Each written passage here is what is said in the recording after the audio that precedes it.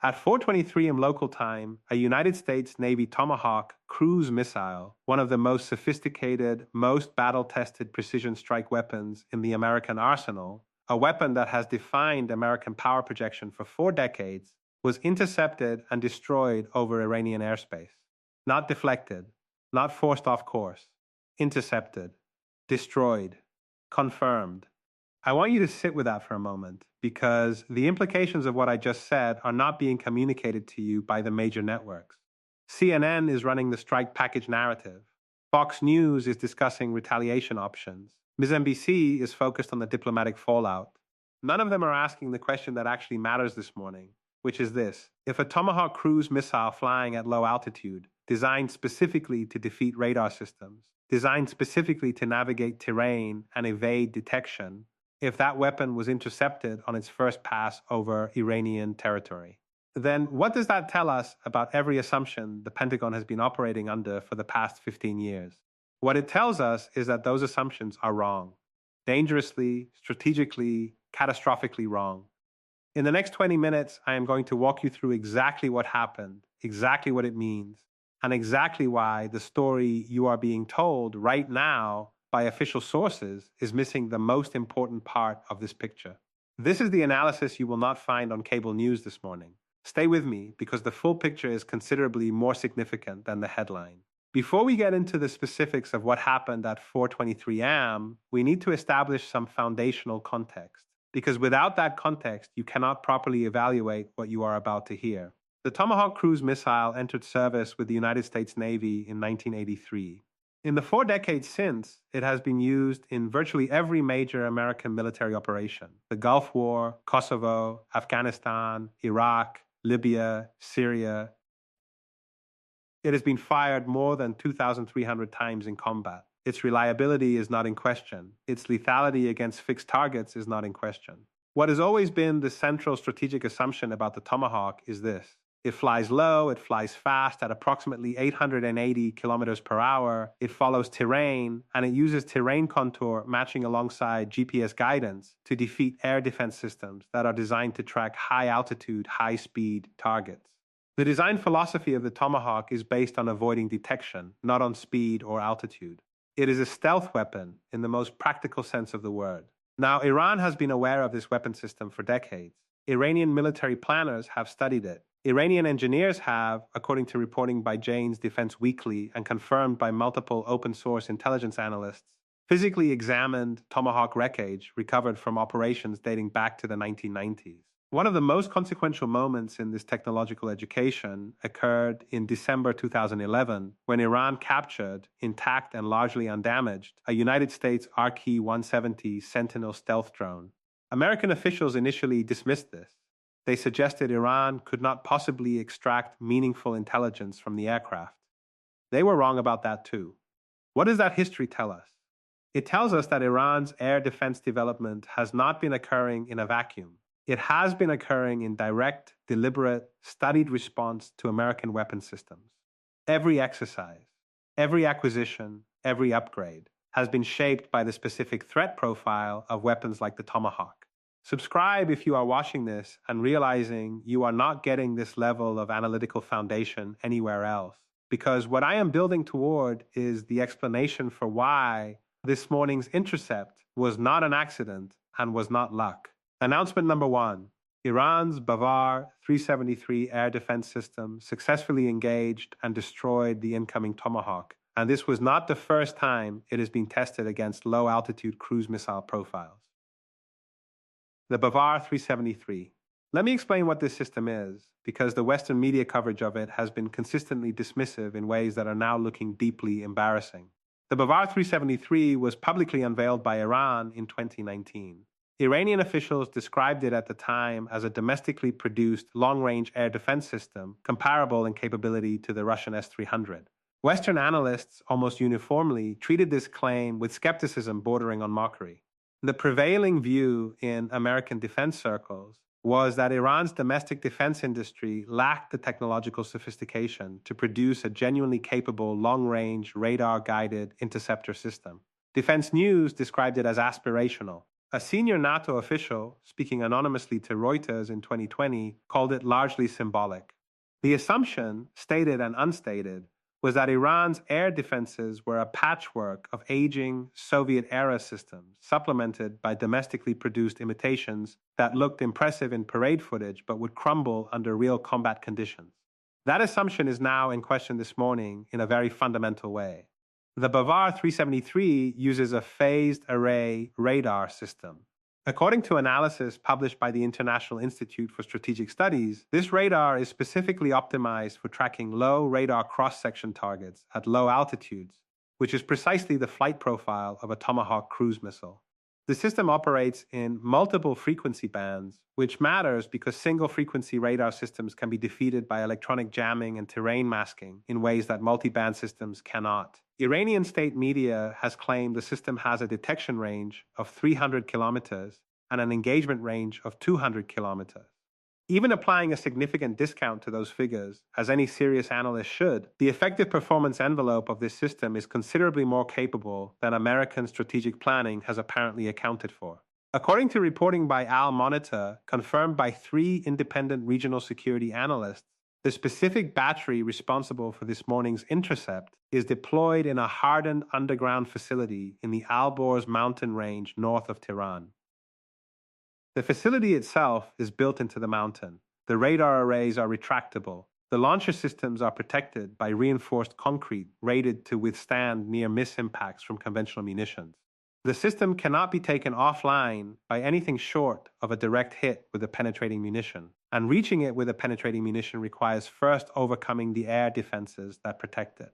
This is what military planners call a layered defense architecture, and it is specifically what the United States spent the 1990s and 2000s developing for its own installations. Iran has been building its version of it for 15 years. Received. That is announcement number 1. Announcement number 2, the intercept at 4:23 am was not the only defensive action taken in the hours following the initial American strike package. This is the part that the Pentagon has not confirmed and that mainstream coverage is not yet reporting clearly. Stay with me, because this is where the narrative of a clean, surgical American strike begins to fall apart at the seams.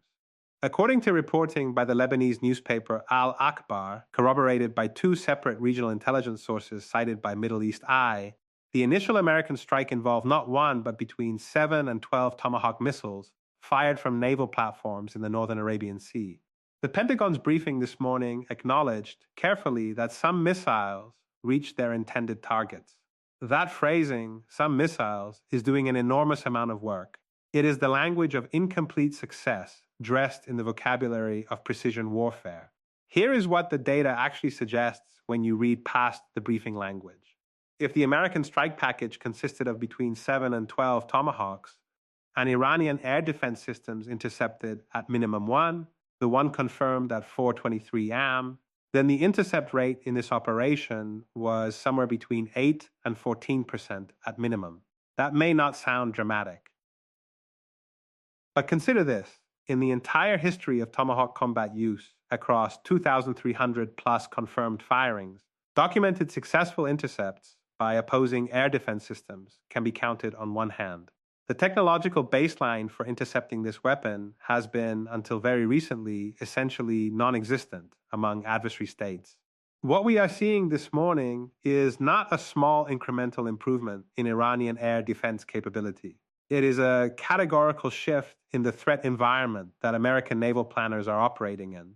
And there is something even more significant embedded in the timing.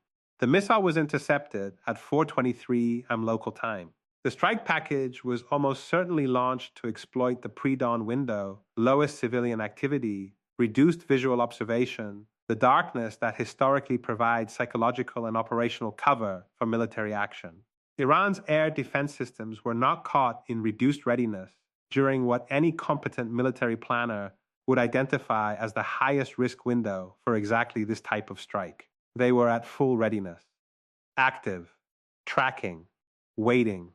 That tells you something important about Iranian intelligence and something important about how seriously Iranian military planners have taken the threat environment over the past several years. Announcement number 3, and this is the one that almost nobody in the Western press is connecting correctly this morning. The radar data from this intercept is now in the possession of every ally and partner of Iran who wants it, and some of those partners have the technical capability to analyze it in ways that will have lasting strategic consequences. Think carefully about what this means. A successful intercept of a Tomahawk cruise missile generates an enormous amount of radar tracking data.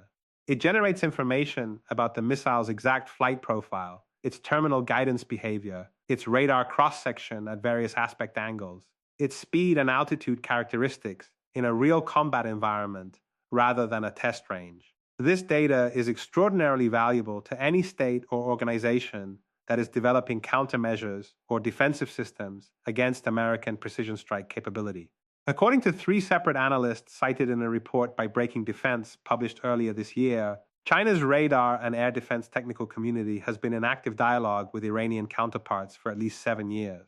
Russia's defense technical cooperation with Iran, which deepened substantially following 2022, includes joint working groups specifically focused on counter-cruise missile technology. The data from 423 AM this morning did not remain exclusively Iranian for very long. Received. That is announcement number 3. Now let us talk about what is actually happening behind the headlines, because there are 2 stories unfolding simultaneously this morning, and the mainstream media is covering only one of them. The story they are covering is the military story, the strike, the targets, the damage assessments, the Iranian response, the diplomatic fallout, the reaction from European capitals and Gulf states. That story is real and it matters. The story they are not covering with the seriousness it deserves is the strategic credibility story. And that story is arguably more consequential than anything that happened physically in Iranian airspace this morning. The United States military has spent 30 years building a doctrine of precision strike dominance. The core of that doctrine is the assumption that American weapons will reach their intended targets. Not most of the time, not usually. The doctrine is built on the premise of reliable, consistent, overwhelming precision. That precision is what justifies the expense. The United States spends approximately $900 billion annually on defense. A significant portion of that expenditure is justified by the precision strike capability that Tomahawk cruise missiles represent. When that precision is publicly, visibly, and confirmed on camera, tracked on radar, with the wreckage sitting in Iranian territory this morning, interrupted, even once, in a high-profile operational context, the psychological and strategic effect is disproportionate to the physical reality. Consider the audience that is watching this most carefully this morning. It is not the American public. It is not the European allies. The audience watching most carefully is in Pyongyang, it is in Beijing, it is in Moscow, it is in every capital that has been operating under the strategic deterrent assumption that American precision strike capability is essentially undefeatable by available air defense technology. Every defense ministry that has been running threat assessment models with that assumption baked in is updating those models today.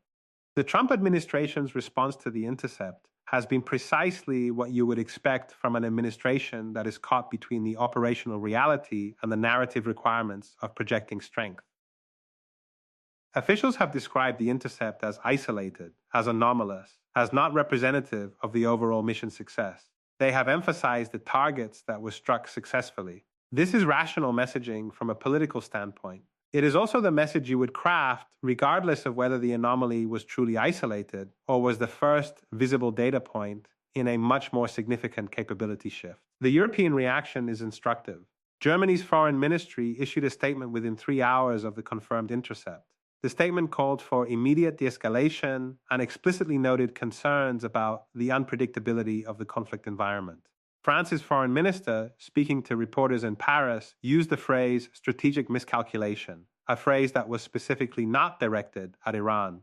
When American allies in real time use diplomatic language that is more aligned with the Iranian characterization of events than with the Pentagon's characterization, that is not ambiguity. That is not diplomatic nuance being applied carefully. That is a verdict being delivered through the controlled vocabulary of international relations.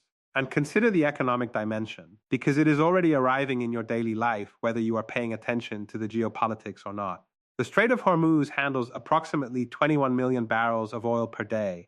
It is the transit route for roughly 20% of global oil consumption. Brent crude moved up $7 in the first 2 hours of trading after news of the intercept broke. Shipping insurance rates for vessels transiting the Arabian Sea have increased by an estimated 15 to 18%, according to Lloyd's of London market data. These are not abstract numbers. If you fill a gas tank, if you heat a home, if you buy products that are shipped anywhere in the supply chain that touches Arabian Sea freight routes, what is happening this morning is not a foreign policy story for you. It is a cost of living story arriving at your door.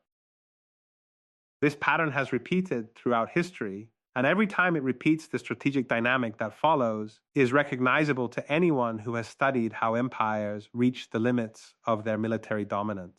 Think about Afghanistan, not the conventional narrative of the Taliban and the withdrawal, but the earlier lesson, the Soviet lesson from 1979 to 1989.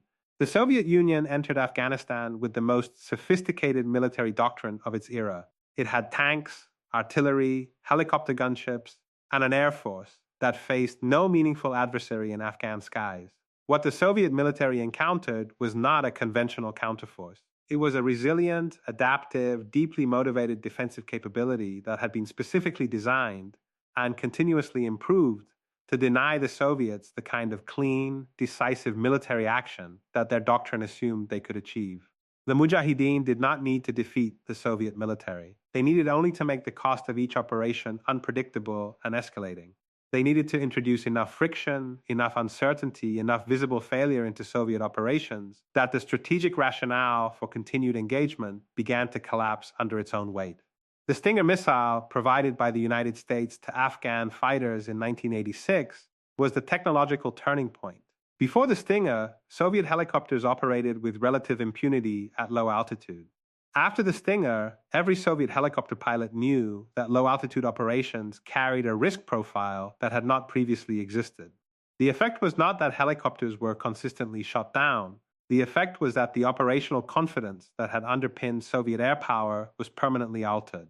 Pilots flew differently, mission planners planned differently. The entire doctrine of Soviet close air support in Afghanistan changed because the assumption of impunity was removed. What happened at 4:23 a.m. this morning is the Stinger moment for cruise missile doctrine. The Tomahawk has operated for 40 years under the assumption that adversary air defenses cannot reliably intercept it. That assumption, not the physical missile, not the guidance system, not the warhead, that assumption is the strategic asset. And it was degraded this morning in a way that will be studied in military academies and defense ministries for years. So where does this leave us? Let me give you 3 clear paths forward, because there is no intellectually honest way to look at this situation and offer you comfortable middle ground.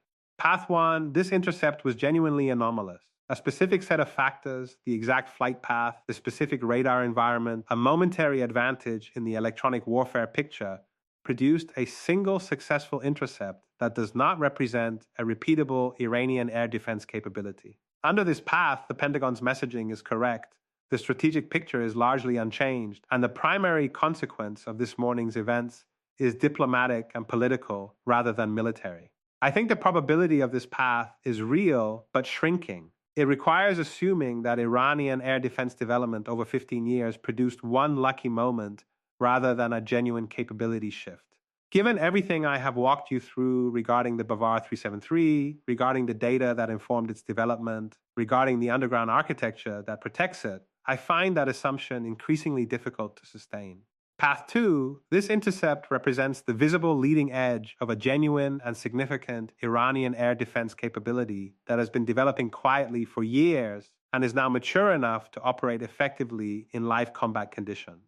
Under this path, American strike planning against Iranian targets is operating with a substantially degraded confidence level that will require either new platforms, new tactics, new munitions, or all 3 before the strategic calculus can be restored to its previous baseline. This path has profound implications for American military planning across the entire Middle East and beyond. It means that the deterrent value of 4 deployed naval platforms in the region is lower than it was yesterday. It means that every contingency plan in the CENTCOM operational library that depends on Tomahawk strike packages achieving reliable penetration needs to be revised. I think we are substantially closer to this path than the official narrative this morning will acknowledge. Path 3, and this is the one I want you to think most carefully about. This intercept was not purely Iranian. The radar technology, the software architecture, the integration of the Bavar 373 system with broader air defense networks, some of that capability did not originate purely from Iranian domestic development. If Chinese or Russian technical input contributed to an air defense system that successfully engaged an American cruise missile in live combat this morning, then what happened at 423 AM was not a bilateral event between the United States and Iran. It was a multilateral demonstration in real combat conditions of a capability that changes the threat calculus for American military operations across every theater where Chinese or Russian-derived air defense technology is deployed. That includes the Taiwan Strait. That includes Eastern Europe. That includes every geography where American military planners have been operating under the assumption of cruise missile penetration dominance. Write these paths down. Save this analysis. Come back in 60 days and look at the operational picture again, because the indicators that will tell you which path we are on are not going to be announced by the Pentagon. They will be visible in the procurement decisions, in the platform deployments, in the quiet doctrinal language that shows up in defense budget submissions and congressional testimony. Watch what the American military does, not what it says. Tell me in the comments, which path do you think is most likely? And I want you to think specifically about Path 3, because if the capability demonstrated this morning has Chinese technical fingerprints on it, then the strategic implications extend far beyond anything happening in Iranian airspace. Tell me what you think. Tell me what angle you believe is being most underreported in this story. I read every comment. This is the analysis that does not fit in a 3-minute cable news segment. This is what we do here every single day. We follow the data, we follow the technical picture, we follow the strategic logic wherever it leads, and we tell you what it means without filtering it through the requirements of official messaging. Subscribe now if you have not already. Share this with everyone in your network who is trying to understand what is actually happening, not what is being managed for public consumption. Turn on notifications because the next update on this story is coming, and the next 48 hours are going to tell us an enormous amount about which path we are on. We will see you in the next analysis.